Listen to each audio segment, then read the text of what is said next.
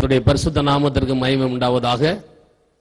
Tamil Nadu அசெம்பிளிஸ் of God சபையில் வழங்கும் வாழ்வு தரும் இயேசு என்ற நிகழ்ச்சிக்கு உங்களை அன்போடு அழைக்கிறோம். இந்த நிகழ்ச்சியை நீங்கள் தொடர்ந்து பாருங்கள். இந்த நிகழ்ச்சியானது கண்டிப்பாக உங்களுடைய வாழ்க்கையில் ஒரு மறுமலர்ச்சியை உண்டாக்கும். இந்த நிகழ்ச்சியானது உங்களுடைய வாழ்க்கையில் ஒரு விடுதலையை தரும். இந்த நிகழ்ச்சியானது உங்களுடைய வாழ்க்கையில் இருக்கிற சாபங்களை மாற்றும். இந்த நிகழ்ச்சியானது தேவனுடைய ராஜ்யத்திற்கு உங்களை கொண்டு செல்லும். கவனத்துடன் கேளுங்கள். கர்த்தருடைய ஆசீர்வாதத்தை பெற்றுக் கொள்ளுங்கள். கர்த்தர் உங்களை ஆசீர்வதிப்பார்.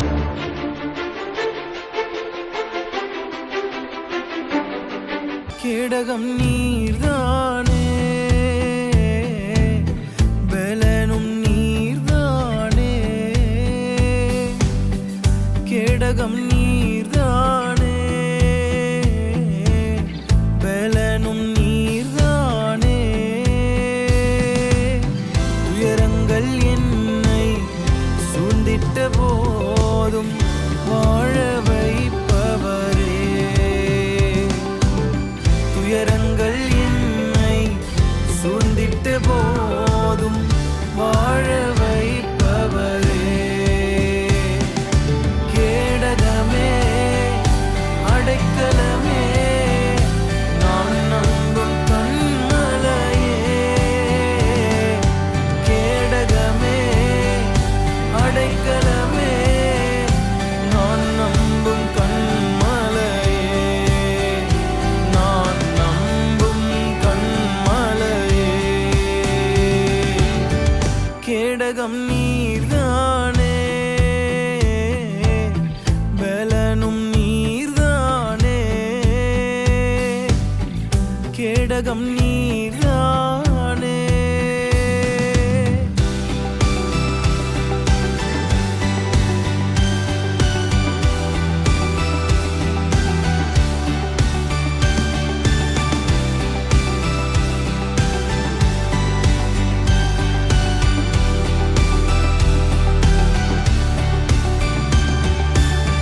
கண்ணீரை துருத்தியில் வைத்து பதில் தரும் நல் தேவனே. கண்ணீரை துருத்தியில் வைத்து பதில் தரும் நல் தேவனே. ஏற்ற காலத்தில் கண்ணீருக்கு பதில் தந்து காப்பவரே. ஏற்ற காலத்தில் கண்ணீருக்கு பதில் தந்து காப்பவரே. கேடகமே, அடைக்கலமே, நான் நம்பும் கண்மலையே. கேடகமே, அடைக்கலமே, நான் நம்பும் கண்மலையே. நான் நம்பும் கண்மலையே.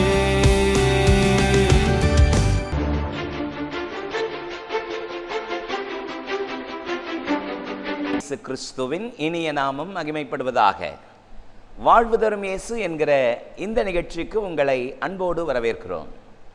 இந்த நாள் தியானத்திற்காக நாம் எடுத்துக்கொள்கிற கர்த்தருடைய வார்த்தை 1 பேதுரு 5ஆம் அதிகாரம் 7ஆம் வசனத்தை எடுத்துக்கொள்வோம். அவர் உங்களை விசாரிக்கிறவரானபடியால் உங்கள் கவலைகளை எல்லாம் அவர் மேல் வைத்து விடுங்கள். In English, casting all your care upon him, for he careth for you. அவர் உங்களை விசாரிக்கிறவரானபடியால் உங்கள் கவலைகளை எல்லாம் அவர் மேல் வைத்து விடுங்கள். ஆண்டவருடைய நல்ல நாமம் மகிமைப்படுவதாக. இந்த புதிய மாதத்திலும் கர்த்தர் எனக்காக வைத்திருக்கிற வார்த்தை என்ன வாக்குத்தத்தத்தை கர்த்தர் எனக்காக வைத்திருக்கிறார் என்று வாழ்வு தரும் இயேசு என்கிற இந்த நிகழ்ச்சியிலே ஆவலோடு தேவனுடைய வார்த்தையை கேட்கும்படி உட்கார்ந்து கொண்டிருக்கிற உங்களுக்கு நேரே புறப்பட்டு வருகிற கர்த்தருடைய வார்த்தை, அவர் உங்களை விசாரிக்கிறவர். அல்லேலூயா.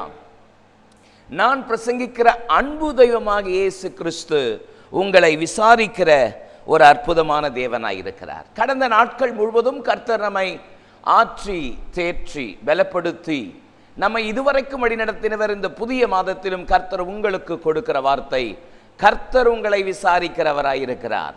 நான் பிரசங்கிக்கிற அன்பு தெய்வமாக இயேசு கிறிஸ்து உங்களை விசாரிக்கிறவராயிருக்கிறபடியால் உங்கள் கவலைகளை எல்லாம் அவர் மேல் வைத்து விடுங்கள் என்று அற்புதமான தேவனுடைய வார்த்தைக்காக நான் கர்த்தரை ஸ்தோத்திரிக்கிறேன்.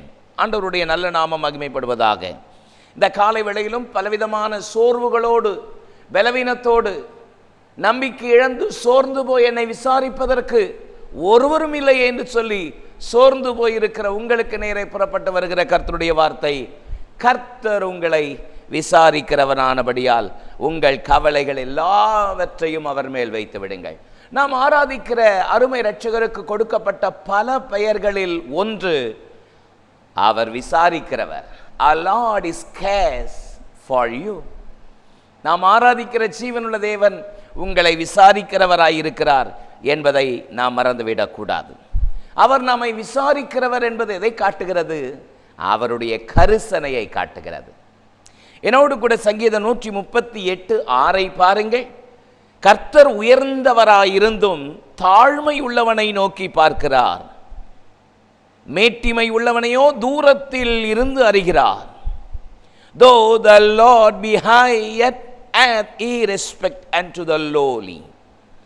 அவர் உயர்ந்தவராயிருந்தும் தாழ்மை உள்ளவர்களை அவர் கண்ணோக்குகிறார் என்பது அவருடைய கரிசனையை காட்டுகிறதா இல்லையா?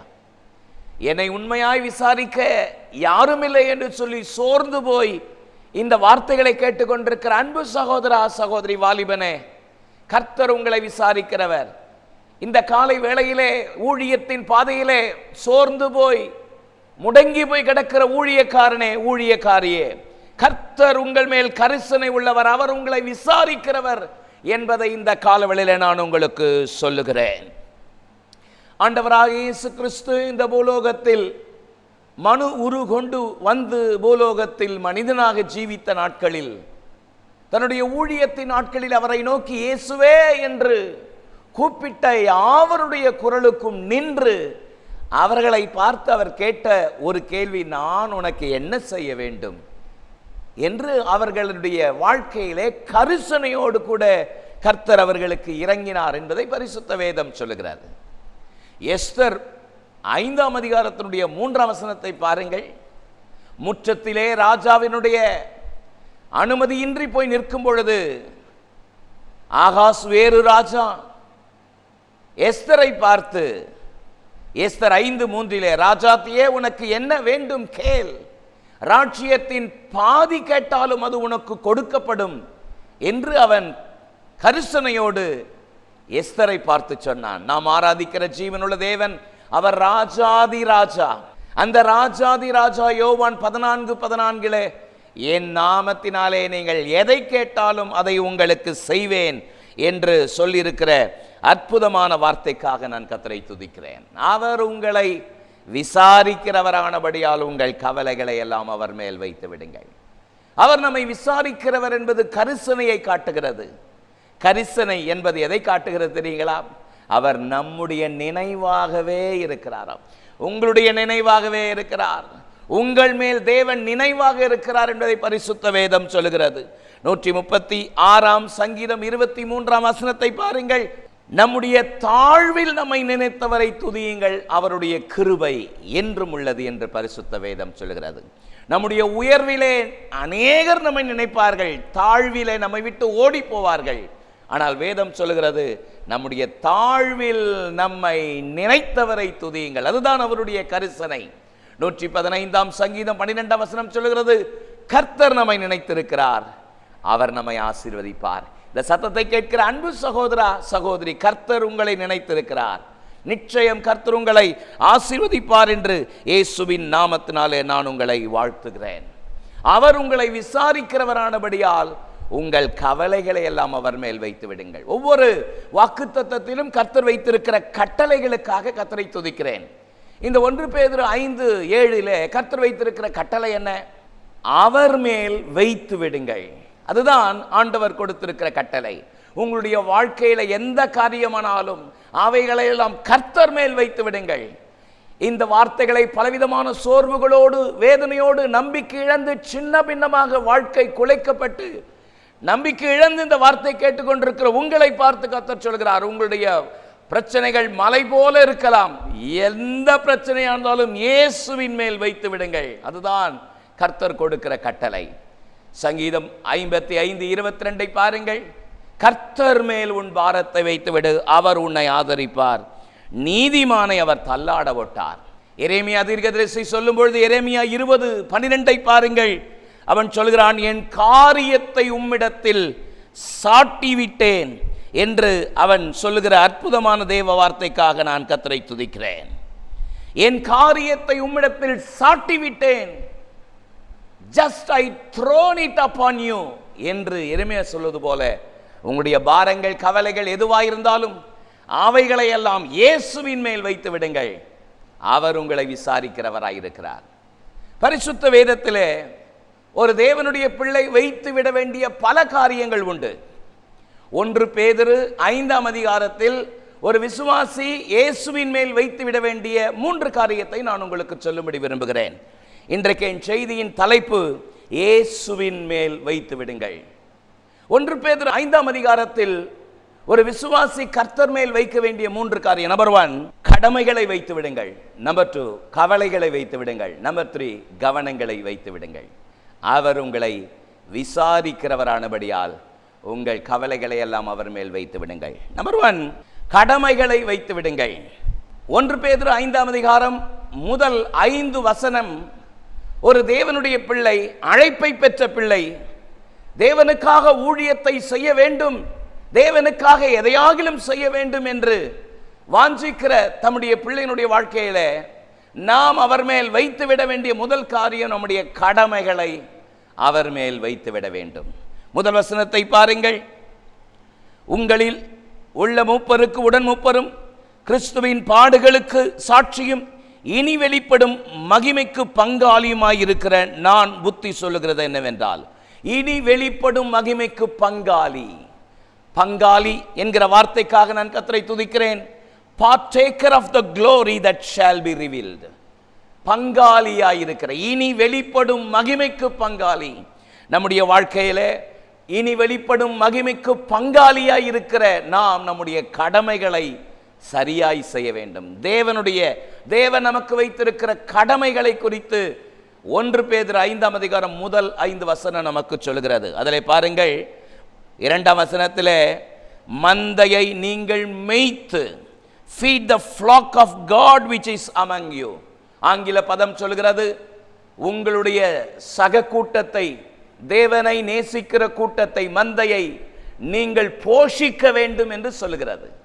மந்தையை நீங்கள் மேய்த்து பாருங்கள்.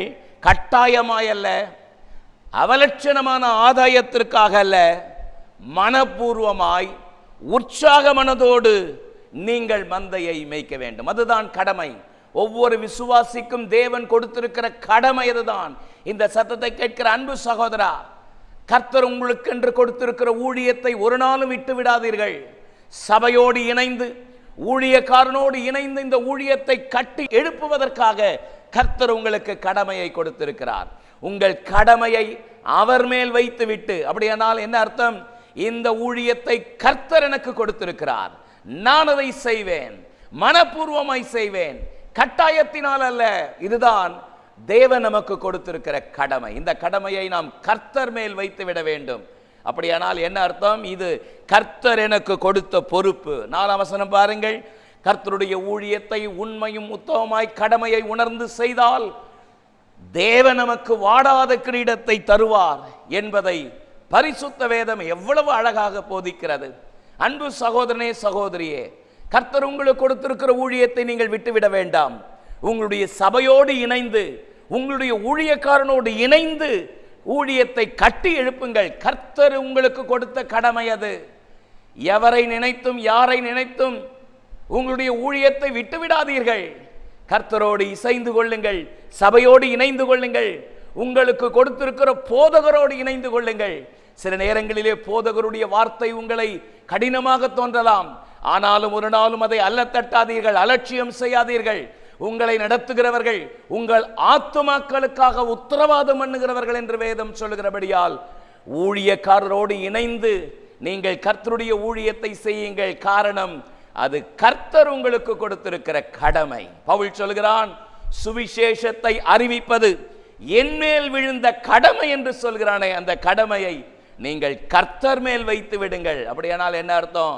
இது மனிதன் எனக்கு கொடுத்த ஊழியம் அல்ல, என்னை அழைத்தவர் கர்த்தர் எனக்கு கொடுத்த ஊழியம். பாருங்கள், 1 பேதுரு 5 பாருங்கள், மூப்பருக்கு கீழ்ப்படியுங்கள் என்று வேதம் சொல்லுகிறது. ஒருவருக்கு ஒருவர் கீழ்ப்படியுங்கள் என்று வேதம் சொல்லுகிறது. மனைவிகளே, கணவருக்கு கீழ்ப்படியுங்கள் என்று வேதம் சொல்லுகிறது. பிள்ளைகளே, பெற்றோருக்கு கீழ்ப்படியுங்கள் என்று வேதம் சொல்லுகிறது. பாருங்கள், நம்முடைய வாழ்க்கையில இந்த கீழ்ப்படிதல் தேவன் நம்மிடத்தில் எதிர்பார்க்கிற கடமை. சின்ன காரியத்தில் கீழ்ப்படியுங்கள். இந்த சத்தத்தை கேட்கிற வாலிபனே, கீழ்ப்படி. பெற்றோர்களுக்கு கீழ்ப்படி. உடைய ஊழியக்காரனுக்கு கீழ்ப்படி. ஊழியக்காரனுடைய வார்த்தை நிமித்தம் சோர்ந்து போய் ஊழியம் எனக்கு வேண்டாம் என்று முடங்கி இருக்கிற அன்பு சகோதரா, எழுந்திரு. உன் ஊழியக்காரரோடு இணைந்து கொண்டு கர்த்தருடைய வருகை சமீபம், கர்த்தர் உனக்கு கொடுத்திருக்கிற கடமையை அவர் மேல் வைத்துவிடு. காரணம், அவர் உங்களை விசாரிக்கிறவராயிருக்கிறார். ஆகவேதான் சொன்னேன், நம்பர் 1, கடமைகளை அவர் மேல் வைத்து விடுங்கள். நம்பர் 2, கவலைகளை அவர் மேல் வைத்து விடுங்கள். நம்பர் 2, கவலைகளை அவர் மேல் வைத்து விடுங்கள். நீங்கள் எளிதில் ஞாபகம் வைத்துக் கொள்வதற்காக வரிசையில் அடுக்கி வைத்திருக்கிறேன். கடமைகளை வைத்து விடுங்கள், கவலைகளை வைத்து விடுங்கள், கவனங்களை வைத்து விடுங்கள். நம்பர் 2, கவலைகளை வைத்து விடுங்கள். 1 பேதுரு 5, 6, 7 ஆகிய வசனத்தை நான் வாசிக்கிறேன். பாருங்கள், ஆகையால் ஏற்ற காலத்தில் தேவன் உங்களை உயர்த்தும்படிக்கு அவருடைய பலத்த கைக்குள் அடங்கியிருங்கள். Humble yourselves therefore under the mighty hand of God, that he may exalt you in due time. 7 வசனம் பாருங்கள், அவர் உங்களை விசாரிக்கிறவரானபடியால் உங்கள் கவலைகளை எல்லாம் அவர் மேல் வைத்து விடுங்கள். Casting all your care upon him, for he careth for you. ஏற்ற காலத்திலே தேவன் உங்களை உயர்த்தும்படி அவருடைய பலத்த கைக்குள் அடங்கியிருங்கள். பலவிதமான சோர்வுகள், பலவிதமான கவலைகள். எப்பொழுது இந்த ப்ரமோஷன் எனக்கு கிடைக்கும்? எப்பொழுது என்னுடைய வாழ்க்கையில ஒரு உயர்வு கிடைக்கும்? எப்பொழுது நான் எதிர்பார்த்து கொண்டிருக்கிற என்னுடைய லட்சியம் நிறைவேறும்? எப்பொழுது என்னுடைய தரிசனம் நிறைவேறும் என்று பலவிதமான கவலைகள், சோர்வுகள், முடங்கி போயிருக்கிறீர்கள். கர்த்தர் இன்றைக்கு உங்களுக்காக உங்களை பார்த்து சொல்கிற வார்த்தை, ஏற்ற காலத்தில் தேவன் உங்களை உயர்த்தும்படி அவருடைய பலத்த கைக்குள் அடங்கியிருங்கள். அன்பு சகோதரா, கர்த்தர் நிச்சயம் உன்னை உயர்த்துவார். இந்த சத்தத்தை கேட்கிற ஊழியக்காரனே, ஊழியக்காரியே, நிச்சயம் ஊழியத்தின் பாதையில் கர்த்தர் உங்களை உயர்த்துவார். ஏற்ற காலத்திலே கர்த்தர் உங்களை உயர்த்துவார். ஏசாயா 60:22 பாருங்கள், சின்னவனாயிரமும் சிறியவன் பலத்த ஜாதியாவான், கர்த்தராகிய நான் ஏற்ற காலத்தில் தீவிரமாய் நடப்பிப்பேன் என்ற வார்த்தை இருக்கிறதே. உங்களுடைய கவலைகள் எல்லாவற்றையும் அவர் மேல் வைத்து விடுங்கள். மத்தேயு 6:27 வசனத்தை பாருங்கள், கவலைப்படுகிறதினால் உங்களில் எவன் தன் சரீர அளவோடு ஒரு முழத்தை கூட்டுவான்? மத்தேயு 6:31 பாருங்கள், எண்ணத்தை உண்போம், எண்ணத்தை குடிப்போம், எண்ணத்தை உடுப்போம் என்று கவலைப்படாதிருங்கள். கவலைப்படாதிருங்கள். லூக்கா 10:41-42 இயேசு மார்த்தாளை பார்த்து சொன்னார், மார்த்தாளே மார்த்தாளே, நீ அநேக காரியங்களை குறித்து கவலைப்பட்டு கலங்குகிறாய். இந்த காலைவேளையில் அன்பு சகோதரியே, அநேக காரியங்களை குறித்து கவலைப்பட்டு கலங்கி கொண்டிருக்கிறாய். பிரிந்து போன சகோதரனை குறித்து கலங்கி கொண்டிருக்கிறாய். பிரிந்து போன மகனை குறித்து உன்னுடைய உள்ளம் உடைந்து போயிருக்கிறது.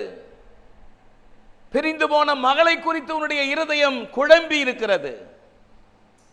மார்த்தாளே, நீ அநேக காரியங்களை குறித்து கவலைப்பட்டு கலங்கி கொண்டிருக்கிறாய். தேவையானது ஒன்று, மரியாள் தன்னை விட்டு எடுபடாத நல்ல பங்கை தெரிந்து கொண்டாலே தேவ சமூகத்தில் உங்களை அர்ப்பணியுங்கள். உங்கள் கவலைகள் எதுவானாலும் அதை அவர் மேல் வைத்து விடுங்கள். பிலிப்பியர் 4:6-7 ஆகிய வசனத்தை பாருங்கள், நீங்கள் ஒன்றுக்கும் கவலைப்படாமல் எல்லாவற்றை குறித்து உங்கள் விண்ணப்பங்களை ஸ்தோத்திரத்தோடு கூடிய ஜெபத்திலும் வேண்டுதலிலும் தேவனுக்கு தெரியப்படுத்துங்கள். அப்பொழுது எல்லா புத்திக்கும் மேலான தேவ சமாதானம் உங்கள் இருதயங்களையும் உங்கள் சிந்தைகளையும் கிறிஸ்து இயேசுவுக்குள்ளாக காத்து கொள்ளும். நீங்கள் ஒன்றுக்கும் கவலைப்படாமல் உங்கள் கவலைகளை எல்லாவற்றையும் அவர் மேல் வைத்து விடுங்கள். உங்களுடைய கவலைகளை அவர் மேல் வைத்து விடுங்கள். 1 சாமுவேல் 1:10 வாசித்து பாருங்கள். அவள் போய் மனம் கசந்து அழுது ஏலியிடத்தில் சொன்னால், என் இருதயத்தை ஊற்றிவிட்டேன் என்று சொல்கிறாள். ஏலி அவளை ஆசீர்வதித்து அனுப்பினான். வேதம் சொல்லுகிறது, அதற்கு பின்பு அவள் துக்கமுகமாய் இருந்ததில்லை. இந்த கால வேளையிலே கர்த்தர் உங்களுக்கு இதை தீர்க்க தரிசனமா சொல்றார். உங்களுடைய கவலை எதுவா இருந்தாலும் அவைகளை அவர் மேல் வைத்து விடுங்கள். அவர் மேல் வைத்து, அவர் பார்த்து கொள்வார் என்று அவர் மேல் வைத்து விடுங்கள். தைரியமாயிருங்கள். இதுவரைக்கும் கர்த்தர் உங்களை நடத்தவில்லையா? இதுவரைக்கும் ஆச்சரியமாய் கர்த்தர் உங்களை நடத்தவில்லையா? அழைத்தவர் உண்மையுள்ளவர், உங்களை கைவிடவே மாட்டார். கவலைகளை அவர் மேல் வைத்து விடுங்கள். 3வது, கவனங்களை அவர் மேல் வைத்து விடுங்கள். 1 பேதுரு 5:8 நான் உங்களுக்காக வாசிக்கிறேன். தெளிந்த புத்தி உள்ளவர்களாயிருங்கள், விழித்திருங்கள். ஏனெனில் உங்கள் எதிராளியாகிய பிசாசானவன் கர்ஜிக்கிற சிங்கத்தை போல எவனை விழுங்கலாமோ என்று வகை தேடி சுற்றித் திரிகிறான். Be sober, be vigilant, because your adversary the devil as a roaring lion walketh about, seeking whom he may devour. தெளிந்த புத்தி உள்ளவர்களாயிருங்கள், விழித்திருங்கள். அதுதான் கவனத்தை அவர் மேல் வைத்து விடுங்கள். கவனம். Be sober, be diligent. கவனமாயிருங்கள். உங்களுடைய கவனத்தை அவர் மேல் வைத்து விடுங்கள். நீங்கள் வாகனத்தில் போகும்பொழுது முன்பதாக செல்கிற வாகனத்தில் ஆட்டோவில் எழுதியிருப்பதை பார்ப்பீர்கள், வேகத்தை விட விவேகம் நல்லது. கவனத்தை காட்டுகிறது. வேகம் நல்லது, ஆனால் அதை விட விவேகம் நல்லது. நம்முடைய வாழ்க்கையிலே நம்முடைய கவனம் அவர் மேல் வைக்கப்பட வேண்டும். அதைத்தான் வேதத்தில் வாசிக்கிறோம். எவனை விழுங்கலாமோ என்று வகை தேடி சுற்றித் திரிகிற பொல்லாத பிசாசு ஒருவன் இருக்கிறான். யாரை விழுங்கலாம், யாரை நசுக்கலாம், யாரை சின்ன பின்னமாக்கலாம். உங்களுடைய வாழ்க்கையில நீங்கள் உங்களுடைய கவனத்தை அவர் மேல் வைத்து விடுங்கள். உங்களை அழைத்தவர் கர்த்தர். இந்த சத்தத்தை கேட்கிற அன்பு ஊழியக்காரனே, ஊழியக்காரியே, உங்களை அழைத்தது கர்த்தர் தான். உங்களுடைய திருச்சபையில் நடந்து கொண்டிருக்கிற சில குழப்பமான காரியத்தை நிமித்தம் உங்களுடைய இருதயம் அலக்கழிக்கப்பட்டு, போதும் கர்த்தாவே, என் பிதாக்களை பார்க்கிலும் நான் நல்லவன் அல்ல, என்னை எடுத்துக் கொள்ளும் என்று சோர்ந்து போய் எலியா சொன்ன வார்த்தையின்படி நீங்கள் முடங்கி போய் கிடக்கிறீர்கள். ஊழியத்தை விட்டுவிட்டு எழுந்திருங்கள். எலியாவே, நீ எழுந்து, நீ பண்ண வேண்டிய பிரயாணம் வெகு தூரம் என்று தூதன் எலியாவை தட்டி எழுப்பினது போல கர்த்தர் தம்முடைய வார்த்தையாகிய தூதனை உங்களுடைய இல்லத்திற்கு அனுப்புகிறார். எழுந்திருங்கள். கவனத்தை அவர் மேல் வைத்து விடுங்கள். தெளிந்த புத்தி உள்ளவர்களாயிருங்கள், விழித்திருங்கள். உங்கள் எதிராளியாகிய பிசாசானவன் எவனை விழுங்கலாமோ என்று வகை தேடி சுற்றித் திரிகிறானே. 1 பேதுரு 5:9 பாருங்கள்.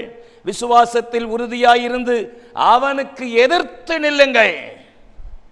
விசுவாசத்தில் உறுதியாயிருந்து அவனுக்கு எதிர்த்து நில்லுங்கள். Resist the devil. That's what the Bible says. பிசாசுக்கு எதிர்த்து நில்லுங்கள் என்று வேதம் சொல்லுகிறது. யாக்கோபு 4:7 பாருங்கள். தேவனுக்கு கீழ்ப்படிந்திருங்கள், பிசாசுக்கு எதிர்த்து நில்லுங்கள், அப்பொழுது அவன் உங்களை விட்டு ஓடி போவான். Be subject therefore to God, but resist the devil, and the devil will flee from you. தேவனுக்கு கீழ்ப்படிந்து பிசாசுக்கு எதிர்த்து நில்லுங்கள், அப்பொழுது அவன் உங்களை விட்டு ஓடி போவான். ஆமென். தேவனுக்கு கீழ்ப்படிந்து பிசாசுக்கு எதிர்த்து நிற்கணும், சும்மா எதிர்த்து நிற்கிறது இல்லை. வேத புஸ்தகத்திலே நாம் வாசிப்போமானால் அப்போஸ்தலர் 19:15 ஸ்கேவா என்கிற ஆசாரியனுடைய 7 பிள்ளைகள் தேசாந்திரியங்களாய் சுற்றித் திரிகிறவர்கள். அவர்கள் பொல்லாத பிசாசு பிடித்திருந்த, பொல்லாத ஆவியை பிடித்திருந்த ஒருவனை பார்த்து, பவுல் துரத்துகிற இயேசுவின் நாமத்தினாலே உன்னை துரத்துகிறோம் என்று சொன்ன பொழுது பிசாசு என்ன பதில் சொல்லிச்சு தெரியுங்களா? பவுலையும் அறிவேன், இயேசுவையும் அறிவேன் என்று சொல்லி அவர்களை, அவர்களுடைய வஸ்திரங்களை எல்லாம் கிழித்து அவர்களை துரத்தி விட்டதாம். பாருங்கள், ஓடி போனார்கள். சும்மா பிசாசுக்கு எதிர்த்து நிற்பதல்ல, தேவனுக்கு கீழ்ப்படிந்து பிசாசுக்கு எதிர்த்து நில்லுங்கள். விசுவாசத்தில் உறுதியாய் இருந்து அவனுக்கு எதிர்த்து நில்லுங்கள். அப்பொழுது அவன் உங்களை விட்டு ஓடி போவான். அதைத்தான் நான் சொன்னேன், கவனத்தை அவர் மேல் வைத்து விடுங்கள். நம்முடைய வாழ்க்கையிலே நாம் ஆராதிக்கிற அருமை இரட்சகர் உங்களை விசாரிக்கிறவர். ஒன்றை தெரிந்து கொள்ளுங்கள், அவர் உங்களை விசாரிக்கிறவர். இந்த உலகத்தில் யார் உங்களை விசாரிக்கலனாலும் நான் பிரசங்கிக்கிற அன்பு தெய்வமாக இயேசு கிறிஸ்து உங்களை விசாரிக்கிறவர். அவர் உங்களை விசாரிக்கிறவர். உங்களுடைய விசாரிக்கிறவராய் என்னுடைய வாழ்க்கையில் அவர் இருக்கிறார் என்பதை நீங்கள் ருசி பார்க்க வேண்டுமானால் முதலாவது நீங்கள் தேவ கட்டளைக்கு கீழ்ப்படிய வேண்டும். தேவ கட்டளை என்ன? எதுவானாலும் உங்கள் வாழ்க்கையில் இருக்கிற எல்லாவற்றையும் அவர் மேல் வைத்து விடுங்கள். 1 பேதுரு 5ஆம் அதிகாரத்திலே அவர் மேல் வைத்து விட வேண்டிய 3 காரியத்தை சொன்னேன். நம்பர் 1, கடமைகளை வைத்து விடுங்கள், கவலைகளை வைத்து விடுங்கள், கவனங்களை வைத்து விடுங்கள். அவர் உங்களை விசாரிக்கிறவராயிருக்கிறார். உங்களுக்காக நான் ஜெபிக்கட்டுமா? மகா இரக்கமும் கிருபையும் உள்ள எங்கள் நல்ல பிதாவே, நாங்கள் மை ஸ்தோத்திரிக்கிறோம். ஆசீர்வாதமானது வேலைக்காக நன்றி. இந்த நாளிலும் வாழ்வு தரும் இயேசு என்கிற இந்த நிகழ்ச்சியை ஆவலோடு இந்த வார்த்தையை கேட்டு தன்னுடைய உள்ளத்திலே பதித்து அவைகளுக்கு தங்களை அர்ப்பணித்து ஒப்பு கொடுக்கிற உம்முடைய பிள்ளைகள் ஒவ்வொருவரையும் ஆசீர்வதிங்கப்பா. நான் தேவ கட்டளைக்கு கீழ்ப்படுகிறேன். என்னுடைய வாழ்க்கையில் எல்லாவற்றையும் அவர் மேல் வைத்து விடுகிறேன். கடமைகளை வைக்கிறேன், கவலைகளை வைக்கிறேன், கவனங்களை வைக்கிறேன் என்று யாரெல்லாம் தீர்மானம் எடுக்கிறார்களோ உம்முடைய பிள்ளைகளை நீர் ஆசீர்வதிப்பீராக. இயேசுவின் மூலம் ஜெபம் கேளும் எங்கள் பிதாவே, ஆமென். வாழ்வு தரும் இயேசு என்கிற இந்த நிகழ்ச்சி உங்களுக்கு ஆசீர்வாதமாய் இருந்திருக்கும் என்பதில் எந்த சந்தேகம் இல்லை. கர்த்தர் உங்களை ஆசீர்வதிப்பாராக. God bless you. எமது ஊழியங்கள் வேதாகம கல்லூரிகள் AGTBC Madurai, MABC Chennai, Trinity KP வலசை, AG சிறுவர் ஊழியம், கிறிஸ்துவில் ஸ்தானிகள் அதாவது வாலிபர் ஊழியம் CA, மாணவர்கள் ஊழியம் SFC, ஆண்கள் மற்றும் பெண்கள் ஐக்கியம், பரிபூரண ஜீவன் பத்திரிகை ஊழியம், AG மிஷனரி ஊழியம். எமது தரிசனம் கிராமங்கள் தோறும் சபைகள், சபைகள் தோறும் பயிற்சி மையங்கள். மேலும் விவரங்களுக்கு தொடர்பு கொள்ள ரெவரன் ஐ. கிறிஸ்துதாஸ், எண் 1, டாக்டர் ராதாகிருஷ்ணன் தெரு, பள்ளிக்கரணை, சென்னை 600100. செல்போன் 9841298009 மற்றும் 9551181198. Email iChristdas@yahoo.co.in.